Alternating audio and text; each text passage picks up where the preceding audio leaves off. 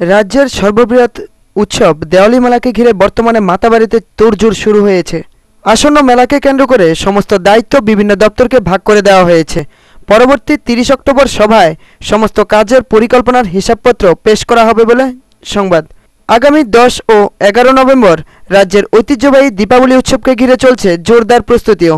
মন্দিরে আশপাশ এলাকায় চলছে নতুন রঙের প্রলেপ, চলছে ভিআইপি সিঁড়ির পুরনো টাইলস ভাঙার কাজ, দেওয়া হবে নতুনভাবে অত্যাধুনিক টাইলসের সিঁড়ি। কাজটি করছেন পূর্ত দপ্তর। এছাড়াও বৈঠকে সিদ্ধান্ত হয়েছে যে আরক্ষা দপ্তর থেকে এই উৎসবে শান্তি ও শৃঙ্খলা বজায় রাখার জন্য ব্যাপক নিরাপত্তা ব্যবস্থা গ্রহণ করা হবে। পুলিশ প্রশাসনের পাশাপাশি স্বেচ্ছাসেবক, স্কাউট, এনএসএস নিয়োজিত রাখা হবে।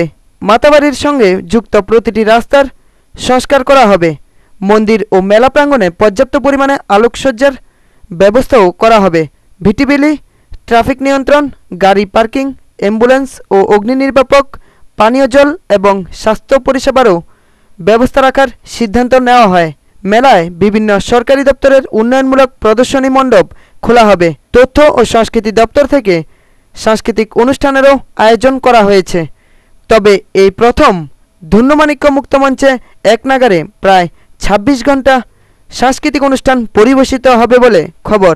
এবছরের আকর্ষণীয় অনুষ্ঠানের মধ্যে থাকছে গাজন নৃত্য, হজেগেরি, সাংগ্রাই নৃত্য, গারো নৃত্য, জারি, রবীন্দ্র নৃত্য, ধামাইল, মলসুম নৃত্য, সারি, গড়িয়া নৃত্য, পৌরাণিক কাহিনী অবলম্বনে নৃত্যানুষ্ঠান, খার্চি পূজাকে কেন্দ্র করে লোকনৃত্য, যাত্রাপালা, কীর্তন, পুঁথি পাঁচালী পাঠ, মনসামঙ্গল, রামায়ণ গান, কবি গান, গাজির পট সহ বিশিষ্ট শিল্পীদের সঙ্গীতানুষ্ঠানে ইত্যাদি।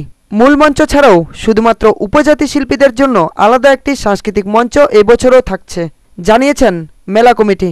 তবে পরবর্তী রিভিউ মিটিংয়ে বিভিন্ন সাব কমিটির কনভেনাররা মূল কমিটির কাছে বাজেট পেশ করবেন। Bureau report, fantasy TV.